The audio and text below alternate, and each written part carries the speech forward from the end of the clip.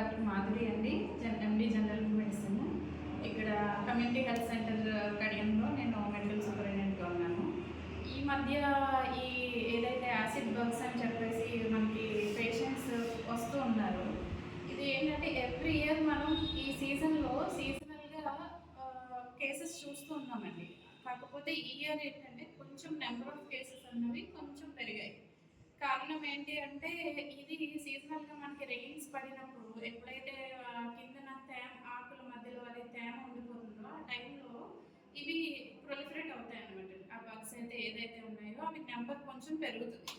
అది మనకి నర్సరీలో వర్కర్స్ కానీ వీళ్ళు ఒంటి మీద పడినప్పుడు అది వెంటనే మనం జస్ట్ ఇలా ఒక పేపర్తో కానీ హ్యాండ్తో కానీ జస్ట్ ఇలా అనేస్తే అక్కడ మనకి ర్యాష్ అది ఏమి ఉండదండి. ఎందుకంటే ఆ నైరోబి ఫ్లై అన్నది ఈ యాసిడ్ బగ్స్ ఏమైతే చెప్తున్నామో అది మనం పుట్టవు.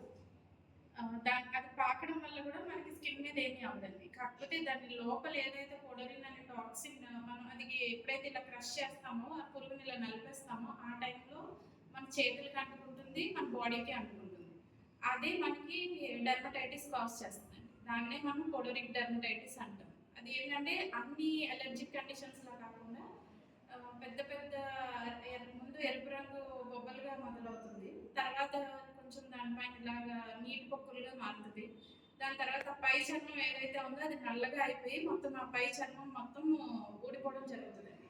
ఈ ప్రాసెస్లో ఒక ఫస్ట్ 1 వీక్ విపరీతమైన మంటతో కూడిన నొప్పి ఉంటుంది.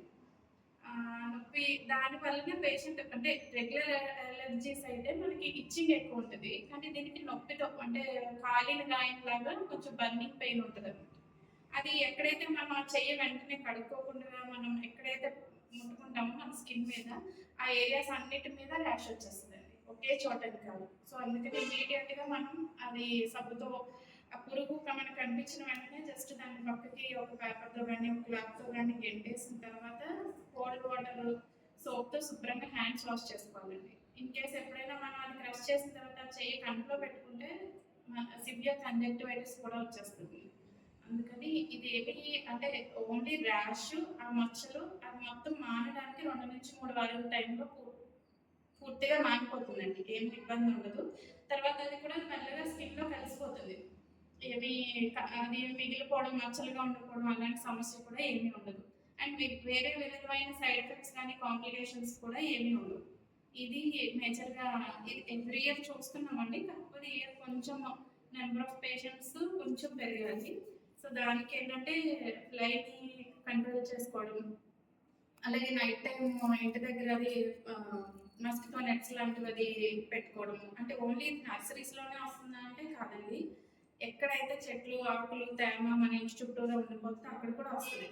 అందుకని ఓన్లీ నర్సరీకి వెళ్తేనే వస్తుంది అలాంటిది ఏం లేదండి. ఇన్ కేసు వర్షాకాలంలో మనం చెట్లు ఆకులన్నీ ఒక చోట పోగు పెట్టేసి ఉంచేస్తే అక్కడ కూడా ఈ పురుగులు వస్తాయి. అవి మన ఇంట్లో లైట్ ఆన్ చేసినప్పుడు ఆబ్వియస్గా లైట్ అట్రాక్ట్ అయ్యి ఇంట్లో కూడా వస్తాయి. అందుకని చెప్పేసి అందరూ తీసుకోవాల్సిన జాగ్రత్తలు అయితే ఆకులు ఇలాంటివి రాలిపోయినాయి ఒక చోట పోగు పెట్టుకుంటే ఎప్పటికప్పుడు క్లీన్ చేసుకోవడం, నీరు నిల్వలు నింపకుండా చూసుకోవడం. తర్వాత వీలైనంత వరకు ఇళ్లలో మస్కిటో నెట్స్ పెట్టుకుని కొంతవరకు ప్రొటెక్ట్ చేసుకోవచ్చండి.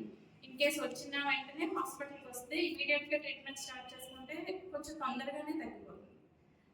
దానికి ట్రీట్మెంట్స్ కూడా మనకి అన్ని గవర్నమెంట్ హాస్పిటల్స్లోనే అవైలబుల్గా ఉన్నాయండి. ఏమి మేజర్గా కొన్ని పెద్ద పెద్ద కాస్ట్లీ ట్రీట్మెంట్స్ కూడా అవసరం లేదు, తగ్గిపోతుంది.